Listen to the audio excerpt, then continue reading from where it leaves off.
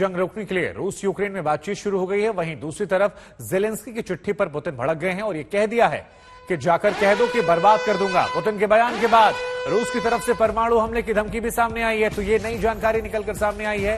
बड़ी खबर आपको बता दें, इस्तांबुल में रूस और यूक्रेन के बीच में बातचीत शुरू हुई है, लेकिन इस बातचीत से पहले जेलेंस्की की शर्तों को लेकर पुतिन का बड़ा स्टेटमेंट सामने आया और यह स्टेटमेंट है कि जाकर कह दो कि मैं बर्बाद कर दूंगा, तबाह कर दूंगा। तो ये एक बड़ी खबर हम आपको बता दें। बातचीत से पहले रूस की परमाणु हमले वाली धमकी भी है, जिसमें कहा गया है कि अगर रूस पर खतरा मंडराता है तो फिर रूस परमाणु बम का इस्तेमाल करने से नहीं हटेगा।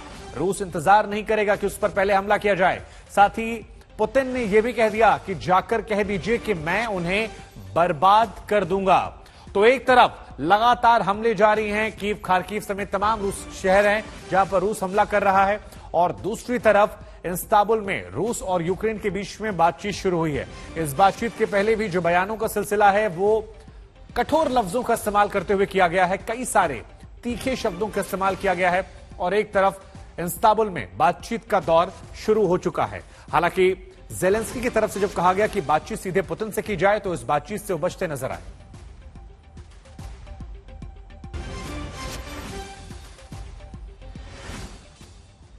और आज जंग का जब 34वां दिन है तो एक बड़ी जानकारी निकलकर यह सामने आ रही है कि पुतिन और रूस की तरफ से कहा गया है कि अगर यह युद्ध निर्णायक युद्ध की तरफ गया और रूस पर खतरा मंडराता है तो फिर परमाणु हमले का इस्तेमाल किया जा सकता है। यह बड़ी बात आई है निकलकर सामने। तो एक बार फिर हम आपको बता दें, रूस की तरफ से एक बड़ी धमकी दी गई है और यह धमकी जो है ये परमाणु हमले को लेकर है।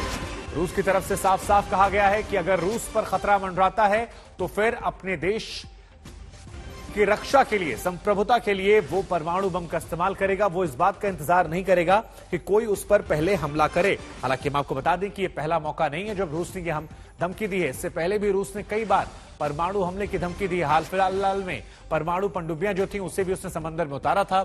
तमाम यूरोपीय देशों के आसपास से वापस वो लौटी थी और यह कहा जा रहा था कि उनमें 16 ऐसी मिसाइलें हैं जो यूरोपियन कंट्रीज को निशाना बना सकती है, जिनके जद में पूरा यूरोप है। लेकिन अब उसके बाद एक कदम और आगे बढ़ते हुए यहां पर यह बड़ा बयान दिया गया जिसमें साफ साफ कहा गया है कि अगर रूस पर खतरा मंडराता है तो फिर हम परमाणु बम का इस्तेमाल करेंगे। यह बड़ा बयान पुतिन और रूस की तरफ से।